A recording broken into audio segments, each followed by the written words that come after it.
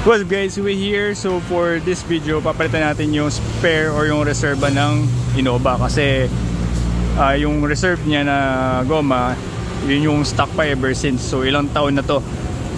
So nandito tayo ngayon sa Joven Tire Enterprise sa Maguinaldo para palitan yung reserva.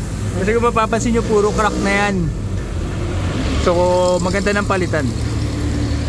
Then ima-match din natin sa overall diameter nung nakakabit ngayon. Okay, so kung maalala nyo, yung size nito is 215, 55, or 17. So overall diameter niya, ginamit ko yung itong tire calculator sa online, lagay ko na lang yung link sa description, ay 26.3 inches. So yung stock kasi na spare tire is 15 inches. So kailangan natin bawiin sa kapal nung goma para makuha natin yung 26.3 na overall diameter niya. So yung size na kukunin natin is 205, 70, 50. So yan, madali lang naman tanggalin yung spare niya. Parang tulad lang din sa Hilux.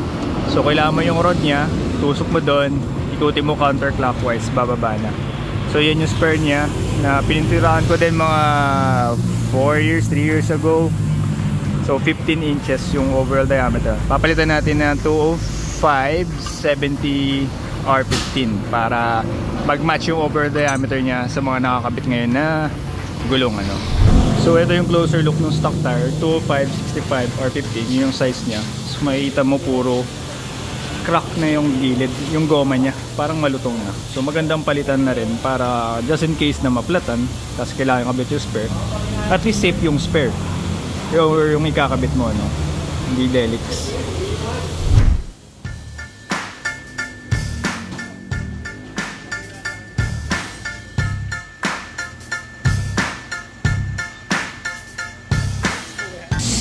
So yung kinakabit na yung bago, 205, 70, 15. So yung makikita nyo, sake na sila ng diameter. Kuya, tabi natin. Yeah.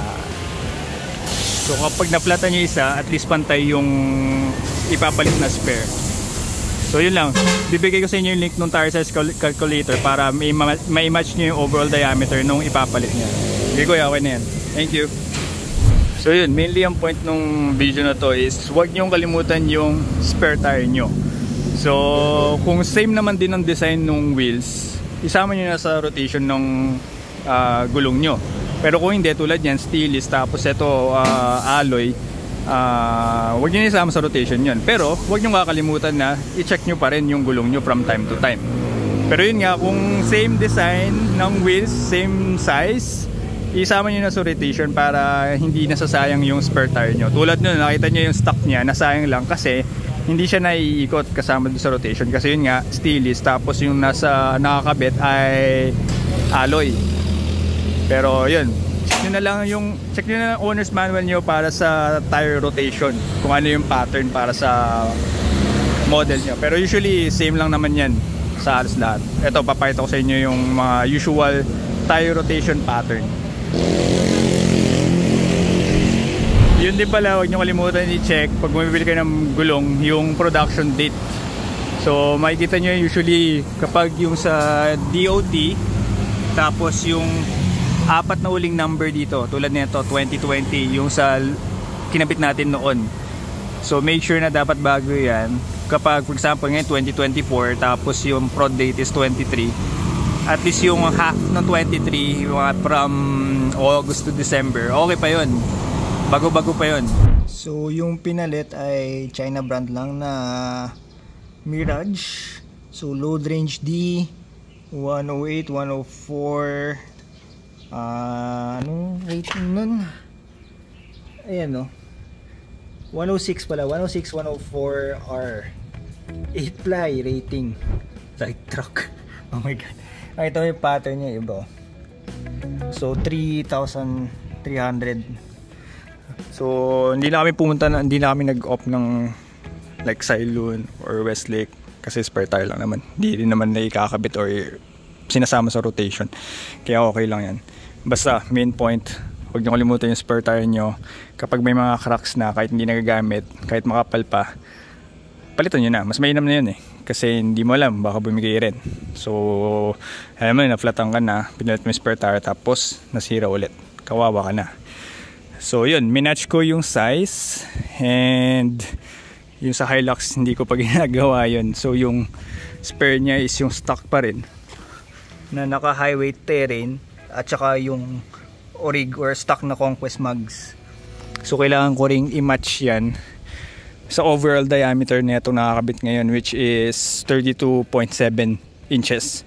Eh yung stock is nasa 30.6 lang. So meron kang 2 inches na difference. Actually 1 inches lang pag nakakabit. Yung difference is 1 inches lang kasi divide mo by half one. But yun, anyway, 2 inches difference niya. Kailangan mag-match para pantay yung sasakyan. Kasi kung hindi, it could affect your handling, ano? And yun, mainam na talaga na i-match mo yung overall diameter nung nakakabit dun sa spare mo para wala kang problema. Ang problema lang kasi ngayon, hindi ka makakabili ng SCS na one piece.